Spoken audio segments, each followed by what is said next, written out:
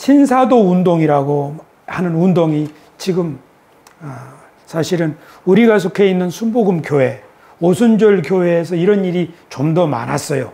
장로교 교회보다도 말이에요. 피터 와그너라고 하는 미국 사람이 이런 일의 선봉장인데요. 간단하게 얘기하면 지금 이 세상에 새로운 사도들이 있다.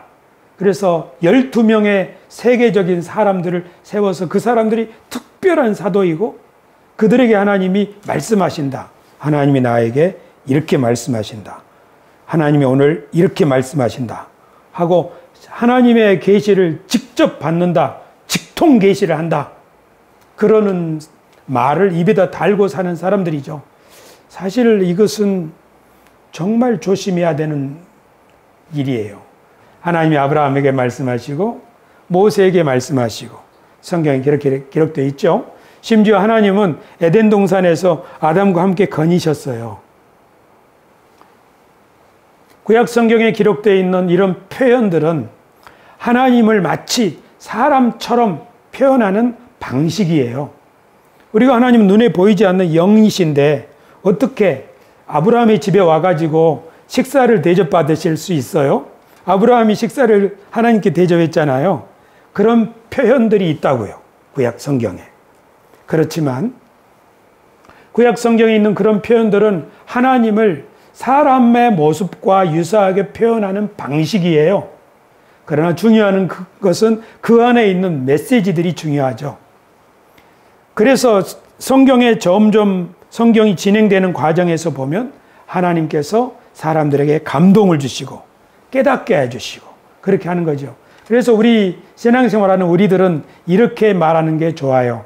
우리 장명호 권사님은 이런 말씀하세요. 하나님이 나한테 너 이거 꼽을 쳐들지 말고 헌금해요.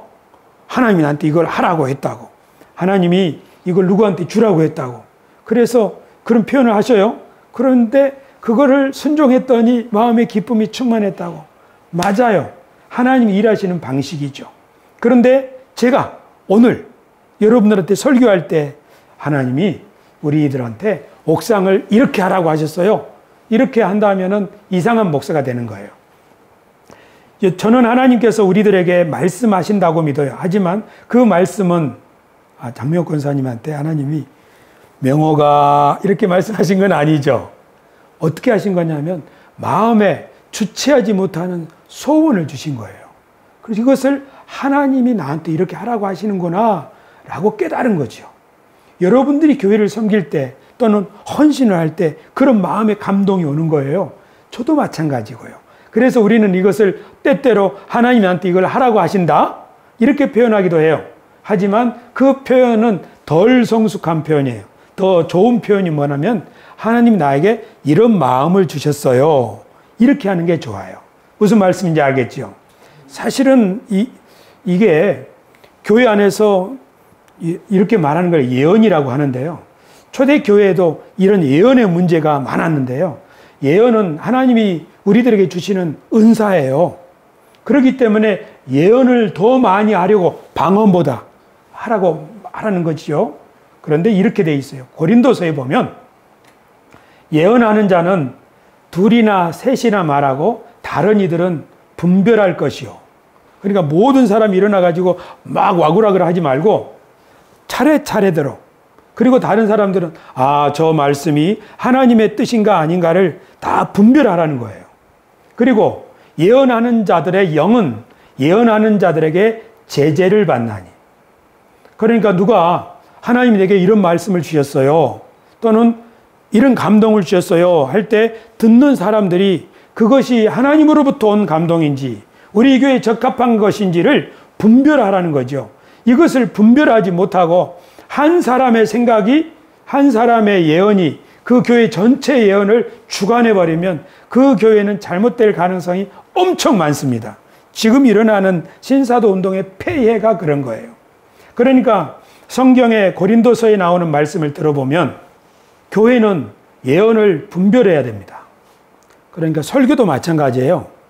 한 교회에서 설교하는 그 설교자의 메시지도 성도들이 잘 듣고 이것이 그러한가 들어보고 아닌 것 같은데요? 하면은 어떻게 해야 돼요? 설교 중에 손 들고 질문하지 말고 끝나고 또는 교제할 때 그렇게 해서 이런 것 아니에요? 하고 서로 이야기를 나눠야죠. 제가 하나님도 아닌데 모든 걸 다 알 수는 없죠. 우리 모두는 예언에 대해서도 그래야 돼요. 근데 지금 신사도 운동의 문제는 뭐냐면은 모든 사람들이 다 저 사람에게는 신의 직통 계시가 임한다고 생각을 해버리기 때문에 거기에다가 모든 인생을 거는 거죠. 그렇게 하면 문제가 생깁니다. 사실은 저도 더 젊었을 때 그렇게 생각했어요. 은사자가 있는데 이런 분들은 투시에 은사가 있어가지고 모든 것을 꿰뚫어 본다고. 저분은 하나님과 더 친밀하다고 생각했기 때문에 저도 그때 그런 사람한테 가서 기도받고 그런 사람이 하는 말을 따라서 이렇게 하기도 하고 저렇게 하기도 했죠. 그러나 지금은 그러지 않아요. 지금은 하나님이 우리와 함께 계신다고요. 하나님이 특별한 사람에게만 특별하게 역사하는 분이 아니라 하나님은 우리 가운데서 우리 모든 사람 가운데서 역사하신다고 저는 지금 믿습니다.